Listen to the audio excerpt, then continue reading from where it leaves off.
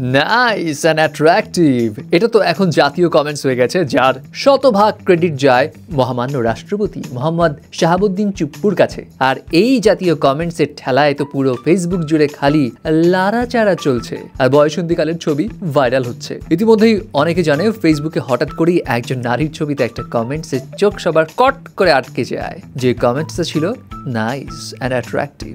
যাই হোক, যদিও এটা এডিট করা নাকি আসলেই চুপ্পু সাহেব এটা লিখেছেন সেটা তো জানা নেই, বাট এর পরের তো গণহারে যেখানে সেখানে পোলাপাইন সব নাইস অ্যান্ড অ্যাট্রাকটিভ লিখার অজুহাত খুঁজতে থাকে।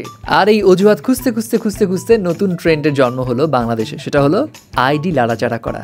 এবং এই আইডি লাড়াচাড়া করতে করতে মানুষজন 2014-15 সালের ছবি বের করে লাগাও কমেন্ট নাইস অ্যান্ড অ্যাট্রাকটিভ শুরু করে দিল। বাবুরে, উত্তেজনার বয়সে নতুন নতুন ফেসবুক খুলে না হয় ছবিগুলো আপলোড দিয়েছিল, তাই বলে এভাবে আবার জাগিয়ে তুলবে?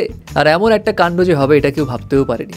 শুধু সাধারণ ফেসবুক ইউজাররাই নয়, বরং সেলিব্রিটিরাও পড়ে গেছে এই ট্রেন্ডের জালে। জেফার, সাফা কবির সহ আরও অনেক সেলিব্রিটিদের এখন নাইস অ্যান্ড অ্যাট্রাকটিভ ওয়ালা ছবি হচ্ছে ভাইরাল। তবে এইখানে মনে হয় বেশি এগিয়ে আছে সালমান মুক্তাদির অ্যান্ড পরিমণি, তাদের একটু বেশি নাইস অ্যান্ড অ্যাট্রাকটিভ ছবি ভাইরাল হচ্ছে। বাট আমরা এতটাই উদার না যে এই ট্রেন্ডটা শুধু নিজেদের মধ্যে সীমাবদ্ধ রাখতে পারলাম না, ছোঁয়া লাগিয়ে দিয়েছি পাশের দেশ ভারতেও। সেখানেও এখন নোরা ফাতেহির পুরনো ছবি বের করে করে ছেলেপুলে কমেন্টস করছে নাইস অ্যান্ড অ্যাট্রাকটিভ।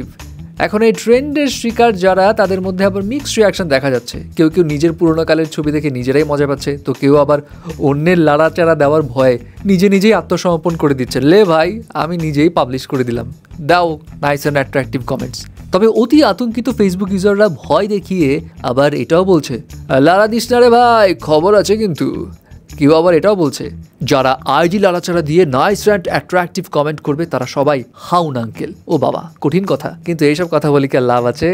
ট্রেন্ডে তো এখন স্রোত চলছে, সবাই গা ভাসাবে গুরু, সবাই গা ভাসাবে, বাঁচবে না একটি শিশু।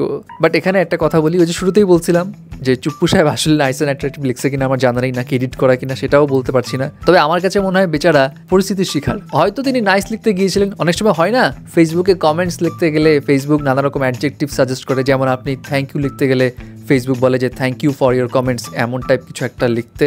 তো হয়তো তিনি নাইস লিখতে গিয়েছিলেন, বাট ফেসবুক সাজেশনে দিয়েছে নাইস অ্যান্ড অ্যাট্রাকটিভ, না বুঝে হয়তো ক্লিক করে দিয়েছেন আর হয়ে গেছে নাইস অ্যান্ড অ্যাট্রাকটিভ। তবে এখন আর মোহাম্মদ শাহাবুদ্দিন চুপ্পুর আইডিটা খুঁজে পাওয়া যাচ্ছে না, বোধহয় কমেন্টসে চাপাচাপাতে তিনি আইডিটা ডিঅ্যাক্টিভেট করে দিয়েছেন।